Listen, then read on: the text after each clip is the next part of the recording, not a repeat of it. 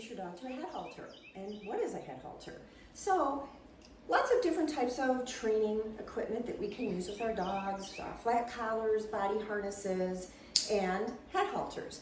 A head halter is kind of exactly what it sounds like.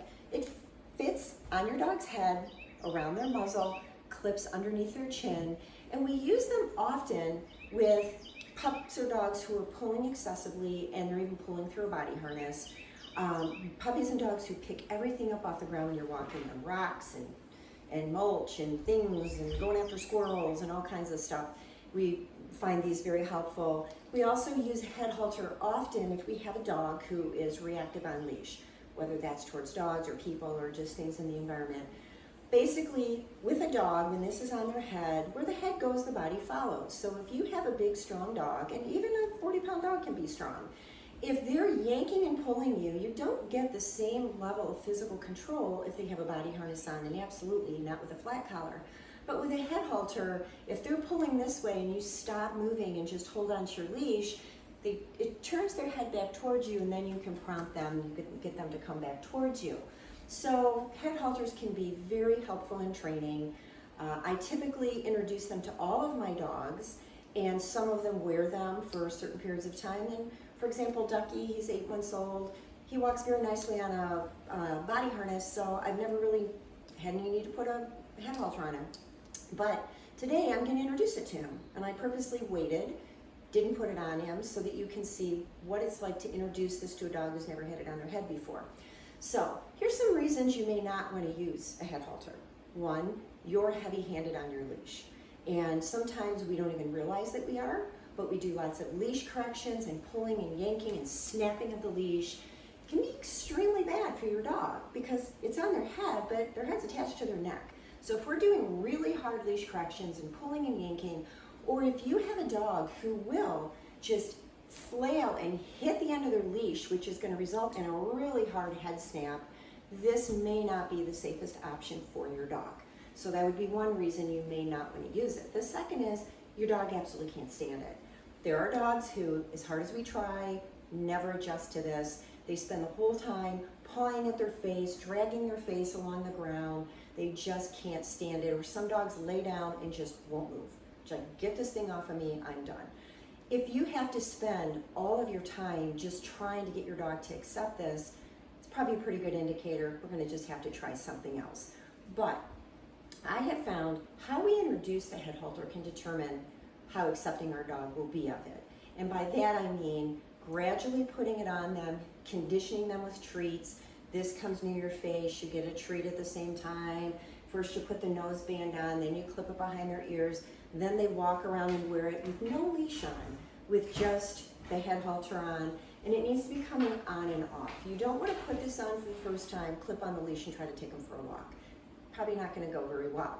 I like to do things like put this on them and feed them a meal with it on. Put it on and play with toys for 5 minutes in the house. Put it on them, put them out in the yard, run around and let them play. Again, you want to be careful. You shouldn't have this on with them running around if you are not there watching, if there's other dogs in the area. We don't want a dog grabbing this while it's on their face. We're just trying to make that association. When the head halter is on, good things happen. You get treats from me, we go for a walk, we have fun, we play with toys, we run around in the yard, I get a meal. It's all about how your dog associates having this thing on their head as to whether or not they will accept it. Some dogs need longer to accept it. I've had dogs, I literally worked with them one time, put it on their head, and they're like, okay, go for a walk. They literally couldn't care less. I've had dogs who never accepted it, and I had to use alternatives.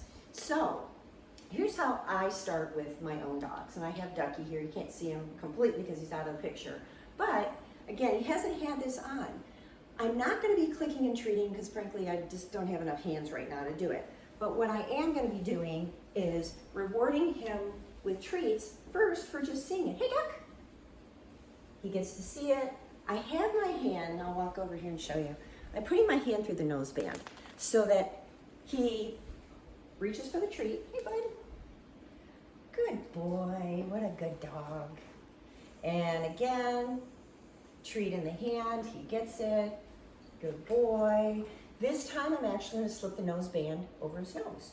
So while he's eating his treat, he's got the nose band over his nose, and I take it off.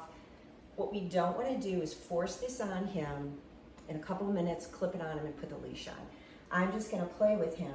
He's probably going to protest a little bit when I actually clip it, but I'm going to show you how I would handle that. Instead of immediately taking it off of him, at that point, when I have a free hand, I am going to use my clicker. So I'm going to get it ready, put it on my wrist here.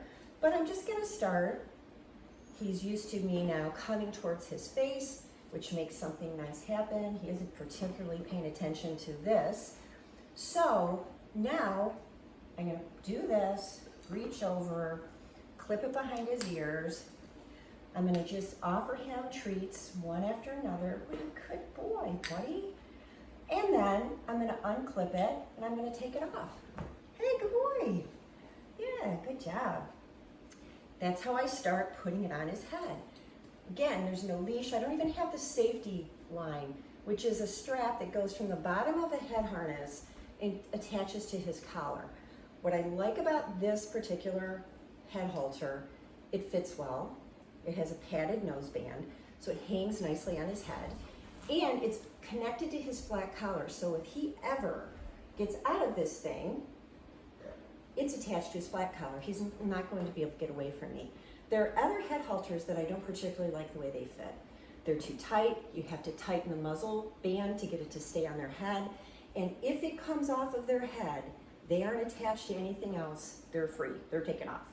So this one is called a walk and train or halty. It goes by either name. It is my preferred head halter. So again, I'm now going to reach around, clip this on his head. Now I'm going to play some hand targeting. Touch. I don't want him to be 100% focused on this head halter. Touch. I want him just be thinking about something else. Touch. Good boy. I start with the touch command because I know touch. It's simple to follow. He knows this thing's on his face. He's kind of like, I don't know what's going on here. Touch. Good boy. And then again, he does such a great job. I'm going to take it off, give him a breather. What a good boy. And take it off for a minute or two. Now when I put it on him, I'm going to get him to move around a little bit with me. So start this way, put it on. Have the nose band nice and loose so you can't just paw it off. Now, ducky, release. Release. He's trying to paw at it, which is exactly what I thought he would do. Ducky. Touch. So I'm going to redirect him immediately. I'm not going to stand here and watch him paw at it and wait for him to stop. Ducky, touch. Good boy. What a good boy. Touch. Good job. So, as I always say in my videos, I'm going to take my win and stop. So for that little session, I got him to stop pawing at it. He redirected his attention. He started paying attention to me by hand targeting. And I give him a couple of repetitions, let him get it right, and stop. So we'll try one more time. See if I can get him to stand up with this. Ducky, release. Up, up, up. And get the big guy off the ground. Good boy. And put this on. Ducky. Say his name, he looks at me. Just ask him to do simple, simple cues. Touch. Nice job. Touch. Ducky. All right, good boy. And then I'm going to take it off. That's what your first session is going to look like. He still wants to paw at this. I want to redirect him quickly and say, well, we're going to do this instead. The hope is that I can desensitize him to having this on his head. He'll be less focused on it, more focused on me. We're going to practice this until I can have him in the house with me doing these simple exercises and he isn't immediately wanting to lie down and paw this off of his face. It doesn't mean that even a veteran head halter wearer isn't occasionally going to paw at their head halter. But I don't want his first experience with his head halter to be that he hates it and all he wants is to get it off. He was I'm not so sure about this thing, but he wasn't frantically trying to take it off his head. So I'm going to call this part 1. I'm going to be working with Ducky over the next couple of days, maybe the next week, getting him used to this so that I can eventually clip the leash on and show you how we move on to actually walking him. But what I would encourage you is get this on your pup. Do the desensitization I did. This equals a treat. Condition him to feel comfortable with having this coming onto his head. Being able to do simple cues. Say their name or a hand target or a sit, whatever you think your dog is most comfortable with. Then walk around your house with your dog wearing this. Offer them a toy to play with. You know, take them out in the yard if you want to for a couple minutes and have them chasing toys. If they start protesting this and trying to get it off, I always try to get one behavior. I try not to take this off their head when they're in the middle of a protest, because then he thinks, well, all I have to do is this and I'll get rid of it. So even if he's pawing and flailing, I might just say, Ducky! And when Ducky looks up at me, thank you very much, and I hurry up and take it off. So break it down into smaller steps, and I think you'll find that the average dog can accept wearing a head halter. We just have to be very consistent in how we introduce it.